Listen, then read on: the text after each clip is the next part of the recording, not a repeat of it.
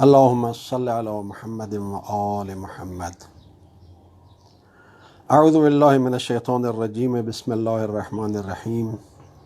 الف لام میم. احسب الناس ان یترکوا ان یقولوا آمنا وهم لا یفتنون. آج سے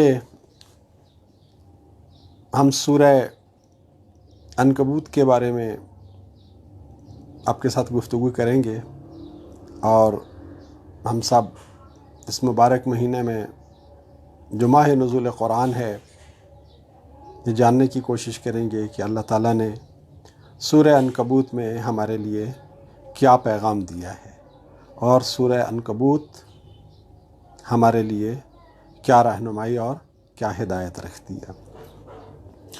سورہ عنکبوت قرآن شریف کی موجودہ ترتیب کے لحاظ سے 30ویں سورت ہے، 30th. علامہ طباطبائی رضوان اللہ تعالی علیہ نے اپنی کتاب قرآن در اسلام میں نزولی ترتیب کے لحاظ سے جو فہرست بنائی ہے قرآنی صورتوں کی، اس کے حساب سے سورہ عنکبوت نزول کے لحاظ سے 84ویں صورت ہے. یعنی نزول کے لحاظ سے یہ 84 نمبر پہ آتی ہے، اور یہ جو ترتیب قرآن شریف کی اللہ تعالیٰ نے رسول اللہ کو بتائی اور رسول اللہ صلی اللہ علیہ وآلہ وسلم نے اللہ کے حکم سے مقرر کی، اس ترتیب میں اس صورت کا نمبر صورت نمبر. ایک چیز کلیئر ہونی کہ قرآن شریف رسول اللہ صلی اللہ علیہ وآلہ وسلم کے زمانے میں مرتب ہو چکا تھا. ایک کتاب کی صورت میں باہر جمع نہیں تھا، مختلف چیزوں کے اوپر لکھا ہوا مختلف جگہوں پر بکھرا ہوا تھا. اس کا آغاز کہاں سے ہو رہا ہے، اس کا اختتام کہاں پہ ہو رہا ہے، اس کی کتنی صورتیں ہیں، صورتوں کا آغاز کہاں سے ہو رہا ہے، کہاں پہ ختم ہو رہا ہے، یہ ساری چیزیں رسول اللہ صلی اللہ علیہ وآلہ وسلم کی زندگی میں طے پا چکی تھی. رسول اللہ صلی اللہ علیہ وآلہ وسلم نے وحی کی روشنی میں اللہ تعالیٰ کے حکم اور ہدایات کے مطابق یہ ترتیب معین کر دی تھی. ایسا نہیں ہے کہ رسول اللہ صلی اللہ علیہ وآلہ وسلم ان ساری آیات کا جو رسول اللہ پر نازل ہوتی تھیں بس ایک ڈھیر چھوڑ کر چلے گئے، اور بعد میں لوگوں نے اس کی ترتیب بنائی اور اس کی وہ صورتیں بنائیں. اس کی سب سے بڑی دلیل ہمارے پاس یہ ہے کہ قرآنی صورتوں کے نام یہ رسول اللہ کے زمانے میں موجود تھے. مثال کے طور پر سورہ بقرہ رسول اللہ کے زمانے میں موجود تھی، سورہ آل عمران رسول اللہ کے زمانے میں موجود تھی، سورہ نساء، سورہ عنکبوت، سورہ یاسین، سورہ واقعہ، سورہ رحمان، یہ ساری صورتیں رسول اللہ صلی اللہ علیہ وآلہ وسلم کے زمانے میں موجود تھیں. صورتوں کے یہ سارے نام رسول اللہ صلی اللہ علیہ وآلہ وسلم کے زمانے میں موجود تھے. تو صورتوں کے ناموں کا موجود ہونا اس کا مطلب ہے کہ صورتیں موجود تھیں. صورتیں موجود تھیں تو ہر صورت کا کوئی آغاز ہے اور ہر صورت کا کوئی اختتام ہے. اگر ترتیب کے لحاظ سے سورہ بقرہ موجود نہیں تھی، سورہ آل عمران موجود نہیں تھی، سورہ یاسین موجود نہیں تھی، تو رسول اللہ صلی اللہ علیہ وآلہ وسلم کے زمانہ حیات میں سورہ بقرہ کس کو کہتے تھے، کہاں سے شروع ہوتی تھی، کہاں ختم ہوتی تھی، کتنی آیات تھیں؟ سورہ آل عمران کیا تھی، کہاں سے شروع ہوتی تھی، کہاں ختم ہوتی تھی، کتنی آیات تھیں؟ تو خود صورتوں کے نام رسول اللہ صلی اللہ علیہ وآلہ وسلم کے زمانے سے آج تک موجود ہونا، یہ نام اس بات کی دلیل ہیں کہ قرآن شریف کی جو موجودہ ترتیب ہے یہ کسی انسان کی بنائی ہوئی ترتیب نہیں ہے. یہ رسول اللہ صلی اللہ علیہ وآلہ وسلم کی زندگی میں یہ ترتیب رسول اللہ صلی اللہ علیہ وآلہ وسلم نے خود اللہ تعالیٰ کے حکم اور وحی کی ہدایت کی روشنی میں مرتب کی تھی۔ لہٰذا کسی انسان کو یہ کریڈٹ دینے کی کوشش کرنا کہ فلاں انسان جامع قرآن تھا، اس نے قرآن کو جمع کیا تھا، یہ ایک بے معنی سی بات ہو جائے گی۔ جامع قرآن بنیادی طور پر وہی ہے جو قرآن کا نازل کرنے والا ہے، اور اس کو اسی طریقے سے، اسی ترتیب کے ساتھ چھوڑ کر گئے امت کے درمیان رسول اللہ صلی اللہ علیہ وآلہ وسلم۔ آج قرآن شریف ہمارے پاس اسی ترتیب میں موجود ہے جس ترتیب میں رسول اللہ صلی اللہ علیہ وآلہ وسلم چھوڑ کر گئے ہیں۔ نزول کی ترتیب ہے اور پھر یہ تدوین کی ترتیب ہے۔ نزول کی ترتیب اپنی حکمتوں کے مطابق، وقت کی حکمتوں کے مطابق، وقت کے تقاضوں کے مطابق مختلف اوقات میں نازل ہوتی رہیں، لیکن جب اسے مدون کیا گیا، ایک باقاعدہ آرڈر دیا گیا، ایک باقاعدہ ترتیب دی گئی، تو ترتیب قیامت تک آنے والے انسانوں کی ضروریات کے تقاضوں کو پیش نظر رکھتے ہوئے اللہ تعالیٰ نے اپنے علم اور حکمت کے مطابق دی۔ تو یہ ترتیب بھی اللہ تعالیٰ کے حکم سے مقرر ہوئی ہے، جیسا کہ سارا قرآن شریف اللہ تعالیٰ کی وحی سے نازل ہوا ہے، اور رسول اللہ صلی اللہ علیہ وآلہ وسلم جس حالت میں قرآن شریف کو چھوڑ کر گئے تھے، انی تارک فیکم الثقلین کتاب اللہ و عطرتی، میں تمہارے درمیان دو گراں قدر چیزیں چھوڑ کر جا رہا ہوں، اللہ کی کتاب اور اپنے اہل بیت، اللہ کی کتاب اور اپنے اہل بیت۔ تو جو اللہ کی کتاب چھوڑ کر جا رہے تھے وہ اسی حالت میں چھوڑ کر گئے ہیں جس حالت میں آج ہمارے پاس موجود ہے۔ تو سورتوں کا نام اس بات کی دلیل کہ یہ ترتیب قرآن شریف کی رسول اللہ صلی اللہ علیہ وآلہ وسلم نے دی ہے، بعد میں کسی نے یہ ترتیب معین نہیں کی ہے۔ سورہ عنکبوت، عنکبوت کہتے ہیں مکڑی کو، جسے انگریزی میں کہتے ہیں ویب۔ اس سورت کا یہ نام اس سورت کی آیت نمبر 40 سے لیا گیا ہے۔ اس میں اللہ تعالیٰ نے ایک بہت بڑی حقیقت کو بیان فرمایا ہے۔ قرآن شریف سارے کا سارا الف سے لے کر یہ تک حقیقتوں کا ہی بیان ہے، اس کے اندر کوئی چیز خلاف حقیقت نہیں ہے، لیکن بعض حقیقتوں کا جاننا اور بعض حقیقتوں کو ہر وقت پیش نظر رکھنا ہمارے لیے بہت زیادہ ضروری ہے۔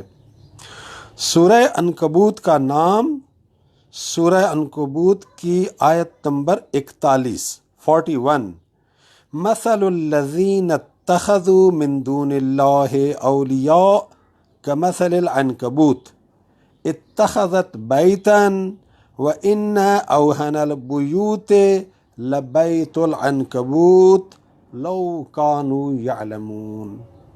جن لوگوں نے اللہ کو چھوڑ کر اور ولی بنا لیے، ان کی مثال مکڑی جیسی ہے جس نے ایک گھر بنایا۔ وَإِنَّ أَوْهَنَ الْبُيُوتِ لَبَيْتُ الْعَنْكَبُوتِ، اور یقیناً سب گھروں سے زیادہ کمزور مکڑی کا گھر ہوتا ہے۔ لَوْ كَانُوا يَعْلَمُونَ، اگر یہ لوگ حقیقت کو جانتے ہوں، اگر یہ حقیقت کا علم رکھتے ہوں یا حقیقت کو جاننے کی کوشش کریں اور جان لیں۔ تو یہاں بیان کیا جا رہا ہے کہ اللہ کو چھوڑ کر جو شخص کسی اور کو ولی بناتا ہے، وہ اس مکڑی کی طرح سے ہے جس نے ایک گھر بنایا، اور وہ گھر جو ہے وہ تمام گھروں سے زیادہ کمزور ہے۔ مکڑی کا جالا، مکڑی کا گھر کیا ہوتا ہے؟ مکڑی کا جالا جب گھروں میں لگ جاتے ہیں اور مکڑی کا جالا توڑنے کی ضرورت پیش آتی ہے تو کتنا زور لگانا پڑتا ہے آپ کو، کتنی محنت کرنی پڑتی ہے، کتنی طاقت لگانی پڑتی ہے۔ ذرا سا آپ ایک تنکا لگاتے ہیں، ٹوٹ جاتا ہے مکڑی کا جالا، ختم ہو جاتا ہے مکڑی کا جالا۔ اس کے اندر کوئی طاقت ہی نہیں ہوتی ہے، کوئی ریزسٹنس ہی نہیں ہوتی ہے، اپنا کوئی ڈیفینس ہی نہیں ہے اس کا۔ ذرا آندھی چلتی ہے زور سے تو بھی وہ تہس نہس ہو جاتا ہے۔ تھوڑی سی طاقت سے ہم اپنے گھروں میں کہیں مکڑی کے جالے لگے ہوئے ہوں تو بڑے آرام سے توڑ لیتے ہیں، کوئی اس پر محنت نہیں کرنی پڑتی۔ اللہ تعالیٰ فرما رہے کہ جو لوگ اللہ کو چھوڑ کر کسی اور کو ولی بناتے ہیں، یہ بڑی امپورٹنٹ بات ہے۔ دنیا میں ہم جتنے بھی انسان ہیں، انسان ولایت کے بغیر جی نہیں سکتا، انسان ولی کے بغیر جی نہیں سکتا۔ انسان ایک ایسا موجود ہے جو بہت ہی کمزور موجود ہے۔ اللہ تعالیٰ نے قرآن شریف میں کہا ہے خلق الانسان ضعیفا، انسان کو ضعیف اور انسان کو کمزور پیدا کیا گیا ہے۔ تو یہ صرف پیدا کمزور نہیں ہوا ہے، یہ رہتا ہی کمزور ہے، زندگی میں ہر قدم پر، ہر جگہ پر کمزور ہوتا ہے، اور اس کی کمزوری کا احساس اسے قدم قدم پر ہوتا رہتا ہے، اور اپنی اسی کمزوری کو دور کرنے کے لیے وہ مختلف طریقے استعمال کرتا ہے، مختلف ہیلے استعمال کرتا ہے، مختلف ہتھ کنڈے استعمال کرتا ہے۔ کبھی سمجھتا ہے میں زیادہ دولت حاصل کر لوں گا، تو کبھی سمجھتا ہے کہ میں بہت زیادہ اقتدار حاصل کر لوں گا، طاقت حاصل کر لوں گا، تو کبھی سمجھتا ہے میرے دوست بہت زیادہ ہو جائیں گے تو میری اس کمزوری کا خاتمہ ہو جائے گا۔ تو انسان کو اپنی کمزوری کا احساس ہے، ہر لمحے میں ہے۔ انسان جانتا ہے کہ وہ کمزور ہے، اور صبح سے لے کے شام تک انسان جتنی بھی دوڑ دھوپ کر رہا ہوتا ہے وہ بنیادی طور پر اپنی اسی کمزوری کی تلافی کرنے کے لیے کر رہا ہوتا ہے۔ اور اپنی کمزوری کی تلافی کرنے کے لیے انسان جتنی ہے، ان میں سے ایک کوشش یہ ہوتی ہے دوستوں، عزیزوں اور مددگاروں کا حلقہ احباب بڑے سے بڑا ہو۔ انسان سمجھتا ہے کہ میرے حلقہ احباب میں، میرے جاننے والوں میں جتنے زیادہ انفلوئنشل لوگ ہوں گے میں اتنا سٹرانگ ہوں گا، میرے رشتہ دار جتنے طاقتور ہوں گے میں اتنا طاقتور ہوں گا، میری اولاد جتنی طاقتور ہوگی میں اتنا طاقتور ہوں گا، میرے بھائی جتنے طاقتور ہوں گے میں اتنا طاقتور ہوں گا۔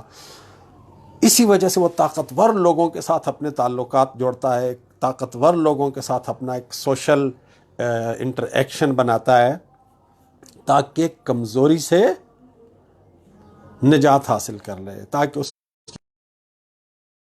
کے لیے مسائل پیدا نہ کر لے، اس کے پاس طاقتور ولی موجود ہوں۔ ولی بنیادی طور پر اس شخص کو کہتے ہیں کہ جب انسان اپنے آپ کو کمزور محسوس کرتا ہے، تو جب کسی کو اپنے سے زیادہ طاقتور سمجھتا ہے تو کسی کو اپنے سے زیادہ طاقتور سمجھ کر اس کی طاقت کے ذریعے اپنی کمزوری کی تلافی کرنے کے لیے اس سے جو رشتہ بناتا ہے اسے کہتے ہیں ولایت۔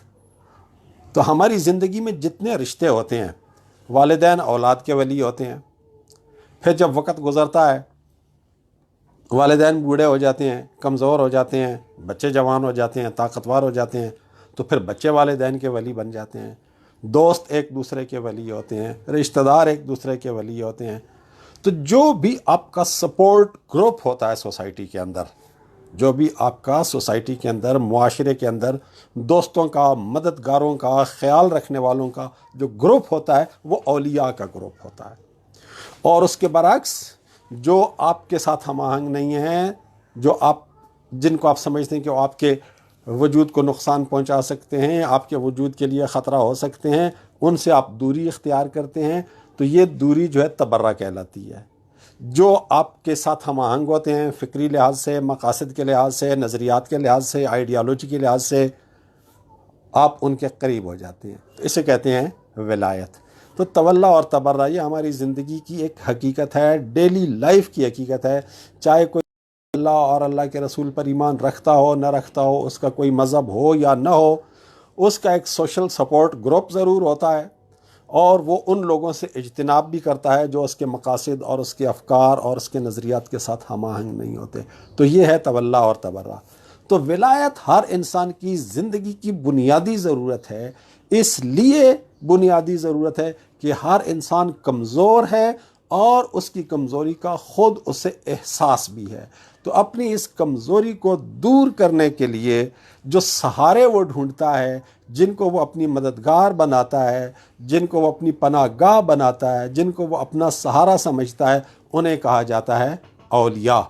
اللہ تعالیٰ سورہ عنکبوت کی 41ویں آیت میں فرما رہا ہے کہ مثل الذین اتخذوا من دون اللہ اولیاء، جن لوگوں نے اللہ کو چھوڑ دیا اور لگ گئے اپنے ولی بنانے میں، پھر جس کو بھی ولی بنا لیں، اللہ کو چھوڑ کر جس کو بھی ولی بنائیں گے تو کیا ہوگا؟ اس کا نتیجہ کیا ہوگا؟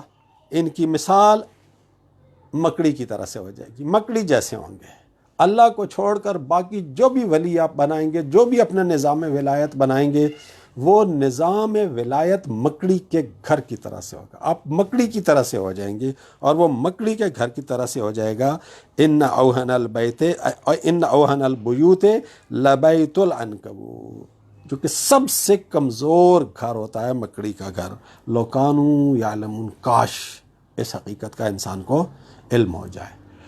قرآن شریف کی روشنی میں حقیقی ولی صرف اور صرف اللہ سبحانہ و تعالی ہے، جس نے ہمیں وجود دیا ہے۔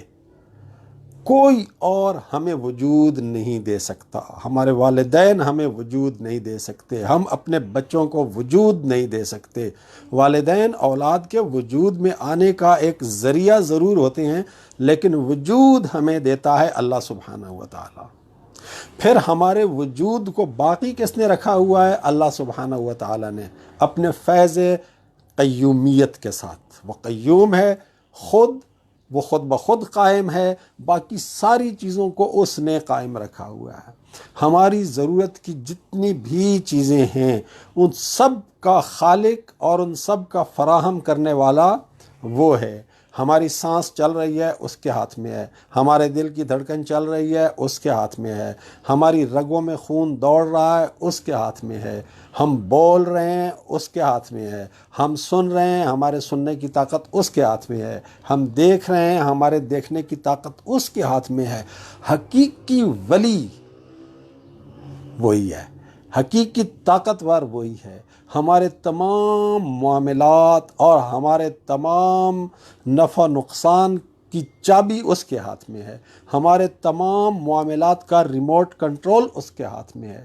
اس کی حکمت کے مطابق ہمارے سارے معاملات چل رہے ہیں۔ تو اس کو چھوڑ کر جو کہ حقیقی ولی ہے، اللہ تعالیٰ نے قرآن شریف میں جتنی بھی ولایتیں بیان کی ہیں، انما ولیکم اللہ ورسولہ والذین آمنوا الذین یقیمون الصلاۃ ویؤتون الزکاۃ وہم راکعون، یا کہا کہ المؤمنون والمؤمنات بعضهم اولیاء بعض یأمرون بالمعروف وینہون عن المنکر، مومن مرد مومن عورتیں ایک دوسرے کے ولی ہیں، جو ایک دوسرے کو امر بالمعروف کرتے ہیں، نہی از منکر کرتے ہیں۔ رسول کو اللہ نے ولی مقرر کیا ہے، ائمہ معصومین کو ولی مقرر کیا ہے، والدین کو اولاد کا ولی مقرر کیا ہے، شوہر کو بیوی کا ولی مقرر کیا ہے۔ تو یہ ساری ولایتیں اللہ کی بنائی ہوئی ولایتیں ہیں۔ ان سب ولایتوں کو اللہ نے فراہم کیا ہے ہمارے لیے۔ اصل ولی، حقیقی ولی صرف اور صرف اللہ سبحانہ و تعالی ہے، جس نے ہمیں وجود دیا ہے، جو ہمارے وجود کو قائم رکھے ہوئے ہے، جو جس وقت چاہے ہمارے وجود کا خاتمہ کر سکتا ہے، جو جس وقت چاہے گا ہماری زندگی کا خاتمہ کر دے گا، جو جس وقت چاہے گا ہمیں اپنی بارگاہ میں حاضر کر کے ہمارے تمام اعمال کے مطابق ہمیں جزا و سزا دے گا۔ حقیقی ولی، حقیقی اتھارٹی، حقیقی طاقت جو ہماری زندگی اور ہمارے وجود کے ہر پہلو کے اوپر حاوی ہے، وہ اللہ سبحانہ و تعالی ہے۔ تو اللہ کو چھوڑ کر کسی کو بھی اپنا ولی بنانے والا شخص مکڑی کی طرح سے ہوتا ہے۔ دوسرے الفاظ میں یوں سمجھیں کہ جو اللہ کے سہارے کو چھوڑ دیتا ہے، وہ ایک ایسے سہارے کے اوپر کا محتاج ہو جاتا ہے کہ جو مکڑی کے گھر کی طرح سے کمزور سہارا ہے۔ دوسرے الفاظ میں آپ یوں بھی کہہ سکتے ہیں کہ جو شخص توحید کے گھر کو چھوڑ دے، توحید کے گھر سے نکل جائے، تو پھر دو چیزیں آ جاتی ہیں، یا الحاد ہے، یعنی سرے سے خدا ہے ہی کوئی نہیں، یا پھر وہ اللہ کے سوا کسی اور کو خدا مانتا ہے، تو یہ شرک کہلاتا ہے۔ تو توحید کے علاوہ ہمارے پاس دو گھر رہ جاتے ہیں، یا الحاد کا گھر ہے یا شرک کا گھر ہے۔ اللہ تعالیٰ یہ فرما رہا ہے کہ جو شخص توحید کے گھر کو چھوڑ کر الحاد کے گھر کو اختیار کرے گا، شرک کے گھر کو اپنی پناہ گاہ سمجھے گا، تو سمجھ لے کہ اس نے ایک ایسا گھر بنا لیا ہے جو مکڑی کے گھر کی طرح سے کمزور اور بے طاقت ہے، اس کی کوئی حفاظت نہیں کر سکتا، اس کے کسی کام نہیں آ سکتا۔ تو یہ مرکزی پیغام ہے اس صورت کا۔ یاد رکھیے، جس صورت میں کوئی اللہ تعالیٰ نے نام رکھا ہے نا، اس نام کا اس صورت کے پیغام کے ساتھ ایک بڑا ہی گہرا تعلق ہوتا ہے۔ یہ نام اللہ تعالیٰ نے ایسے خواہ نہیں رکھ دیے جیسے ہم اپنے بچوں کے نام بغیر کسی مناسبت کے رکھ دیتے ہیں۔ بچہ پیدا ہوا، ہمیں کسی شخصیت، کسی بزرگ، کسی رسول، کسی امام کے ساتھ عقیدت، اس عقیدت کی وجہ سے ہم اس کا نام رکھ دیتے ہیں۔ مثال کے طور پر بچے کا نام رکھ دیا باقر، بعد میں بڑا ہو کے بچہ امام محمد باقر علیہ السلام، باقر یعنی باقر العلوم، ہو سکتا ہے ایک نمبر کا جاہل نکل آئے یہ۔ اسی طرح سے آپ اور بہت سارے نام دیکھ لیں، جتنے بھی ہم نام رکھتے ہیں کسی بھی انسان کے، ان ناموں کا ضروری نہیں ہے کہ اس شخصیت کے ساتھ کوئی معنوی تعلق ہو، لیکن اللہ تعالیٰ نے جو قرآنی صورتوں کے نام رکھے ہیں، قرآنی صورتوں کے جتنے ٹائٹل اللہ تعالیٰ نے دیے ہیں، یہ قرآن شریف کی اس صورت کے پیغام کے ساتھ بہت گہرا تعلق رکھتے ہیں۔ تو اس صورت میں اس کا نام سورہ عنکبوت ہونا، یہ بنیادی طور پر ہمیں یہ بتا رہا ہے کہ اللہ کو چھوڑ کر، اللہ کی ولایت کو چھوڑ کر، توحید کو چھوڑ کر، اللہ کے سہارے کو چھوڑ کر، اللہ سے بے نیاز ہو کر، اگر کوئی انسان سمجھتا ہے کہ اس کے پاس کوئی سہارا ہے، تو وہ سہارا پھر مکڑی کے گھر جیسا سہارا ہے، وہ سہارا اس کے کسی کام آنے والا نہیں ہے۔ یہ ہے سورہ عنکبوت کے نام اور اس کے معنوی اعتبار سے اس کی حیثیت۔ سورت شروع ہو رہی ہے اس آیت سے، احسب الناس ان یترکوا ان یقولوا آمنا۔ کیا لوگوں نے یہ خیال کر لیا ہے کہ انہیں اس بات پہ چھوڑ دیا جائے گا کہ انہوں نے یہ کہہ دیا ہے کہ ہم ایمان لے آئے ہیں، وَهُمْ لَا يُفْتَنُونَ، اور ان کی آزمائش نہیں کی جائے گی۔ یعنی اگر کوئی شخص یہ سمجھتا ہے کہ میں نے ایمان کا دعویٰ کر لیا، میں نے کہہ دیا کہ میں ایمان لے آیا ہوں، میں نے کلمہ پڑھ لیا، میں نے کہہ دیا اشہد اللہ الہ الا اللہ وحدہ لا شریک لہ واشہد ان محمدا عبدہ ورسولہ، تو بس بات ختم ہو گئی۔ اللہ تعالیٰ ہمارے اس دعوے کو ایسے ہی مان لے گا، اللہ تعالیٰ ہمارے اس دعوے کو ایسے ہی قبول کر لے گا ہمیں بغیر آزمائے ہوئے؟ نہیں، اللہ تعالیٰ فرما رہے حسب الناس ان یترکوا ان یقولوا آمنا، کہ کیا لوگوں نے یہ سمجھ لیا ہے کہ انہیں اس بات پر چھوڑ دیا جائے گا کہ وہ یہ دعویٰ کرنے لگ گئے ہیں کہ ہم ایمان لے آئے ہیں، وَهُمْ لَا يُفْتَنُونَ، اور یہ کہ ان کی کوئی آزمائش نہیں کی جائے گی۔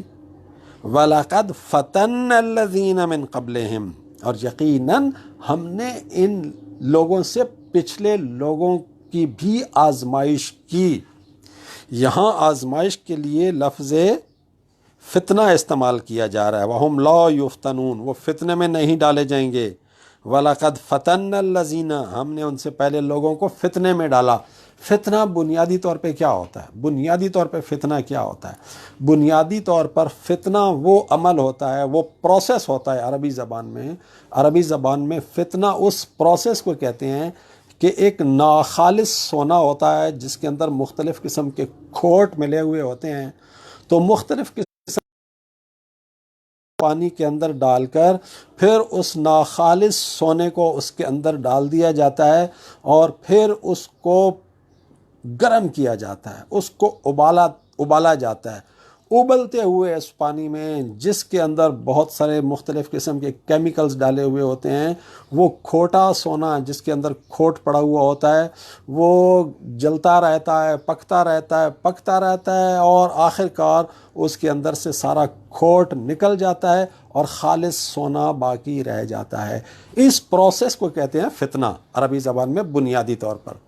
تو اللہ تعالیٰ یہ فرما رہا ہے کہ جب تم دعویٰ کرتے ہو کہ ہم ایمان لے آئے ہیں، تو پھر تمہارے اندر جتنے بھی کھوٹ ہیں، جتنی بھی ایسی چیزیں ہیں جو ایمان کے ساتھ ہم آہنگ نہیں ہیں، ایمان کے دعوے کے ساتھ ہم آہنگ نہیں ہیں، اللہ تعالیٰ کی بندگی کے ساتھ ہم آہنگ نہیں ہیں، اللہ تعالیٰ ان سب کو تمہارے اندر سے نکالنے کے لیے تمہیں فتنے کی بھٹی میں ڈالے گا، تمہیں آزمائے گا تاکہ تم خالص ہو جاؤ، تاکہ تمہارے اندر سے ہر قسم کا کھوٹ نکل جائے۔ اللہ تعالیٰ صرف تمہارے دعوے کے اوپر تمہارے ایمان کو قبول نہیں کرے گا۔ وَلَقَدْ فَتَنَّا الَّذِينَ مِن قَبْلِهِمْ، یہ صرف تمہارے ساتھ مخصوص نہیں ہے، تم سے پہلے لوگوں کو بھی جنہوں نے ایمان کا دعویٰ کیا تھا، جب بھی کوئی نبی آیا اس نے لوگوں کو ایمان کی دعوت دی، جو بھی بندہ ایمان لے کے آیا، ایمان لانے کے ساتھ ہی اس کی آزمائش شروع ہو گئی، اس کو بھٹی میں ڈال دیا گیا۔ کیوں؟ فَلَيَعْلَمَنَّ اللَّهُ الَّذِينَ صَدَقُوا وَلَيَعْلَمَنَّ الْكَاذِبِينَ، اللہ تعالیٰ ان سب لوگوں پر بھی علامت لگا دے گا جنہوں نے اپنے اس دعوے میں سچ کہا، اور اللہ تعالیٰ ان لوگوں پر بھی علامت لگا دے گا جنہوں نے جھوٹ کہا۔ یعنی ایمان کے دعوے میں جو سچے ہیں، ایمان کے دعوے میں جو جھوٹے ہیں، اللہ تعالیٰ ان کو ایک دوسرے سے الگ کر دے گا۔ 10 آدمی کہہ رہے ہیں ہم ایمان لائے، اب اللہ تعالیٰ ان 10 کو ایک جیسا رہنے دے گا؟ نہیں، اللہ تعالیٰ ان سب کو فتنے میں سے گزارے گا، انہیں آزمائش میں سے گزارے گا، پھر پتہ چلے گا کہ سچا مومن کون ہے، پھر پتہ چلے گا کہ جھوٹا دعویٰ کس نے کیا ہے، تو اس فتنے کے نتیجے میں سچا اور جھوٹا یہ الگ ہو جائیں گے۔ یہاں جو اللہ تعالیٰ نے فرمایا ہے فَلَيَعْلَمَنَّ اللَّهُ الَّذِينَ صَدَقُوا وَلَيَعْلَمَنَّ الْكَاذِبِينَ، یہاں یہ علمنا کا مراد علم حاصل کرنا نہیں ہے، اللہ تعالیٰ کو علم ہے۔ جب کوئی بندہ کلمہ پڑھتا ہے، شہادتین پڑھتا ہے، تو اللہ تعالیٰ کو علم ہوتا ہے کہ یہ شخص سچا ہے یا یہ شخص جھوٹا ہے۔ اللہ کو اپنا علم حاصل کرنے کے لیے کسی کو آزمانے کی ضرورت نہیں ہوتی ہے۔ کوئی بندہ ہمارے حلقے میں داخل ہوتا ہے، ہم اس کو آزماتے ہیں کہ یار یہ سچا ہے یا نہیں ہے، یہ مخلص ہے یا نہیں ہے، سنسیئر ہے یا نہیں ہے۔ ہم اس لیے کرتے ہیں کہ ہمیں علم نہیں ہوتا اس کے ارادوں کا، اس کی نیت کا، اس کی سوچ کا، اس کی باتوں کا، ہمیں علم نہیں ہوتا۔ اللہ کا تو علم ہے۔ تو یہاں یہ لفظ علم سے نہیں ہے، یہ علامت سے ہے۔ اللہ تعالیٰ علامت لگا کر الگ الگ کر دے گا، یہ سچا ہے لا الہ الا اللہ کہنے میں، یہ جھوٹا ہے لا الہ الا اللہ کہنے میں، علامت لگا دے گا، ڈسٹنگوش کر دے گا، ڈیفرینشیٹ کر دے گا، الگ الگ کر دے گا، جسے پنجابی میں کہتے ہیں نکھیڑا کر دینا۔